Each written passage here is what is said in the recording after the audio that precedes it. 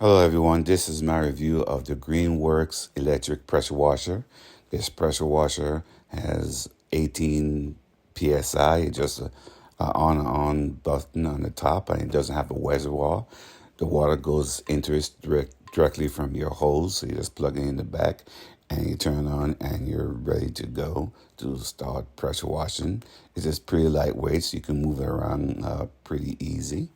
It comes with a nice, lightweight, easy to use nozzle and a soap reservoir that you can plug directly into the line so you can have the soap coming out or whatever solution you want to use with the pressure washer as well. And it has a real nice range to it as well. I hope that this review helped.